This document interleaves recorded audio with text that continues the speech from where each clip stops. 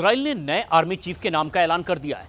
Netanyahu ने सबसे भरोसेमंद जनरल इयान जमीर को इजराइल डिफेंस फोर्स का चीफ बनाया है। वहीं हमास की अल-अक्सा शहीद ब्रिगेड के चीफ जकारिया जुबैदी को आजाद भी कर दिया गया है। सबसे खूंखार कमांडर के नाम से कुख्यात जकारिया ने यरूशलेम को जल्द आजाद कराने की धमकी भी दी है। तो उधर दूसरी तरफ नेतन्याहू के अमेरिका पहुंचने से पहले ही ट्रंप ने डेजर्ट वॉर शुरू कर दिया है।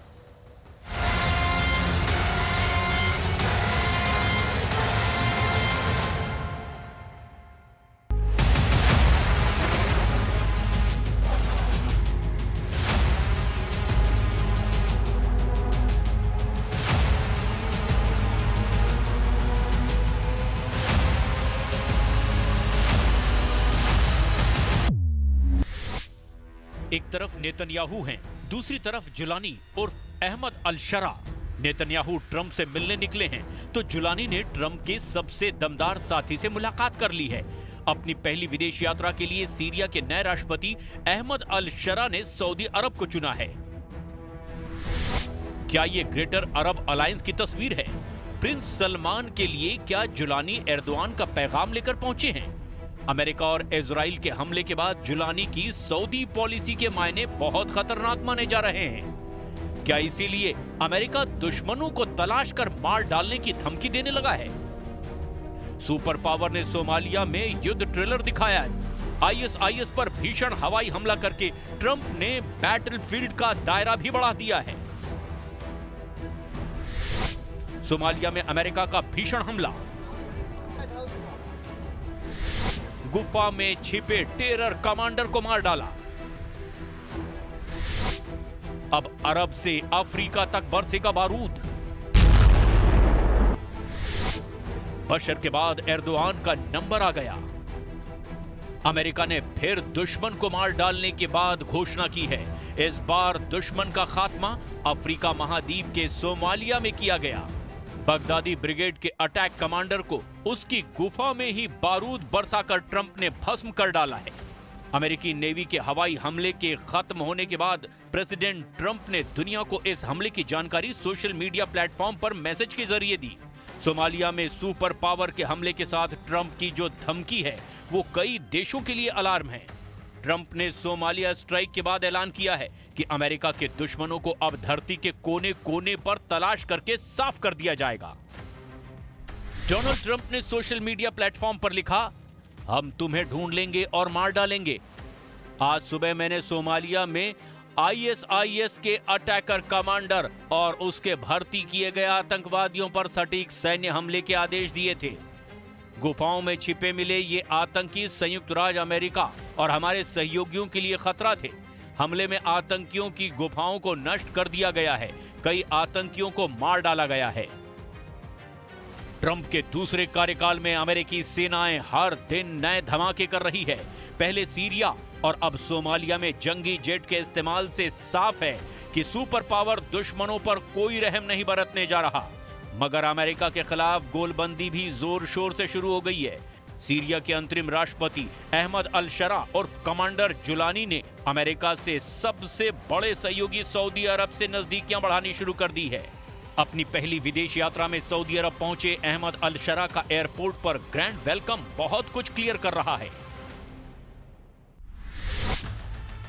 सीरिया के अंतरिम राष्ट्रपति अहमद अल-शरा विदेश मंत्री असद अल-शैबानी के साथ रियाद की यात्रा पर पहुंचे हैं।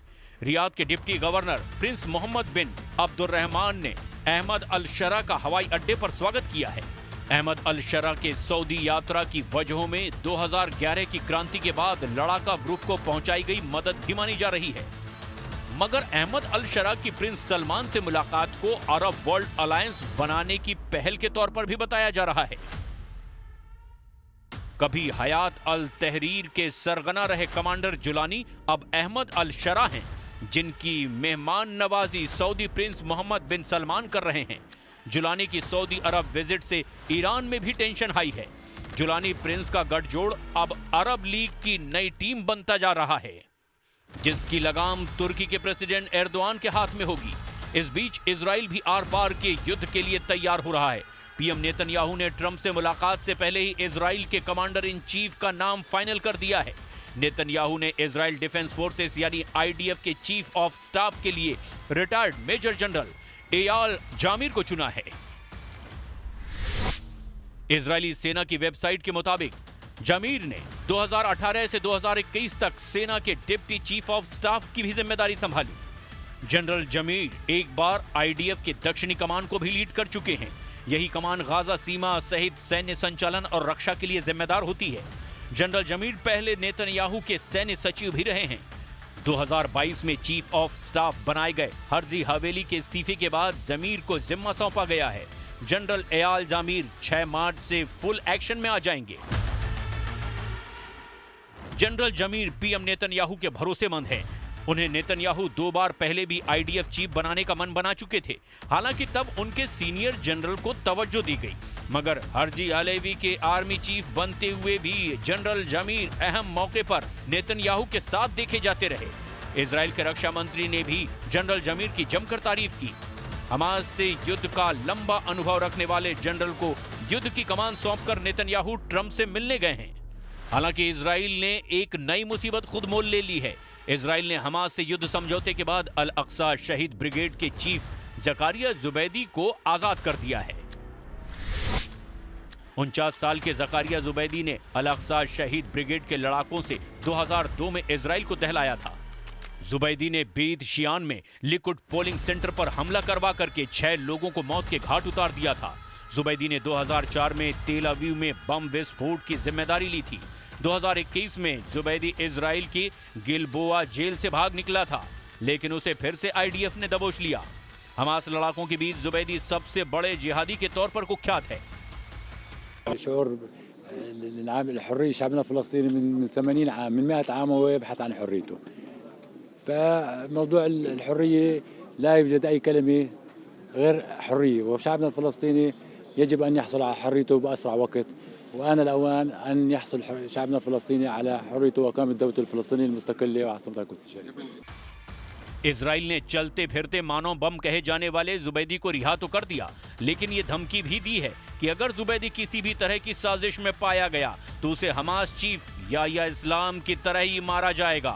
नेतन्याहू ने हमास को ये मैसेज भी दिया है कि 3 चरण में हुए समझौते की एक भी शर्त अगर टूटी तो हमास को खत्म कर दिया जाएगा। מוקדם יותר השבוע, בפעימה הקודמת, הבהרנו באופן נחוש שלא נקבל את הפרת ההסכם. התעקשנו על כך והקדמנו בשבוע את שחרורם של 3 מחטופינו. כמו כן, אחרי המראות שכולנו ראינו שלשום, דרשנו יציאה בטוחה של חטופינו בשחרורים הבאים. וכפי שראיתם היום, העמידה האיתנה הזו הוכיחה את עצמה. המסר עבר, התקבל ובוצע. ישראל מצפה שכל הפעימות הבאות इजराइल जिस तरह युद्ध की तैयारी कर रहा है, दुश्मनों को धमकाकर डरा रहा है, उसका कोई खास असर वॉर जोन में दिखाई नहीं दे रहा। गाजा पर दिए ट्रंप के सुझाव को हमास ने ही खारिज कर दिया है। कई अरब देशों ने भी ट्रंप के सुझाव को बेमानी बता दिया है। فيما يتعلق بتصريحات الرئيس الأمريكي الجديد دونالد ترامب بشأن تهجير الفلسطينيين تحت أي عنوان، العنوان المؤقت أو الأمد الطويل كما استخدم في التعبيرات التي نسبت إليه، أقول إنه إذا كان الشعب الفلسطيني وهو يقع تحت الإبادة الجماعية لم يتم تهجيره أو نقله من قطاع غزة وبقي مرابطا ورابضا على أرضه، فما الذي سيدعوه إلى الانتقال أو إلى التهجير مرة أخرى بعد أن توقفت الحرب وبعد أنه يفترض أن يعاد بناء इजराइल के दुश्मनों की अकड़ ढीली नहीं पड़ी है। हमास, हुथी और हिजबुल्लाह सही मौके के इंतजार में हैं, तो वहीं नेतन्याहू की सबसे बड़ी टेंशन सीरिया के नए सर्वे सर्वा हैं। तुर्की के राष्ट्रपति एर्दोआन के खासम खास कमांडर जुलानी सीरिया से इजराइल को भगाने का मिशन ऑन कर चुके हैं। प्रिंस सलमान से जुलानी की मीटिंग इसी सिलसिले में होनी है। अगर प्रिंस सलमान ने जुलानी का साथ दिया तो खाड़ी का पावर बैलेंस बिगड़ जाएगा। सऊदी अरब लीग का सबसे पावरफुल देश है, जिसके इशारे पर कई छोटे देश चलते हैं। अब तक अमेरिका का सबसे बड़ा सहयोगी रहा सऊदी अरब का पाला बदलना इजराइल का भी नहीं बल्कि अमेरिका का भी सबसे बड़ा घाटा होगा। प्रिंस सलमान ने जुलानी से मिलने से पहले ही तुर्की से जंगी जेट की डील के सिग्नल भी दे दिए। तुर्की में करीब 100 कान फाइटर जेट की खरीद को लेकर के दोनों देशों की बातचीत हुई है। हैरानी की बात तो यह है कि सऊदी अरब ने अमेरिका के F-35 फाइटर जेट खरीदने के प्लान को बदल करके अब तुर्की से डील का रुख किया है। तुर्की के कान फाइटर जेट को अब स्टील्थ बताया जा रहा है, जो कि रडार की पकड़ से भी बाहर होता है। तुर्की तरह तरह के तरीके से अरब देशों पर डोरे डाल रहा है। इजराइल विरोधी सभी देशों को एक मंच पर लाकर एर्दोआन नेतन्याहू से टकराने का प्लान बना रहे हैं। कमांडर जुलानी को जैसे सीरिया में शह देकर के तुर्की ने बशर का तख्ता पलट किया, वैसे ही कुछ इजराइल के साथ हो सकता है। हालांकि जिस तरह अमेरिका वॉर जोन में रोज नए धमाके कर रहा है, उससे तुर्की की कोई तरकीब कामयाब होती नहीं दिखाई दे रही। ट्रंप और नेतन्याहू की मीटिंग के बाद अब मुमकिन है कि खाड़ी में कई फ्रंट पर युद्ध की आग भड़क उठे।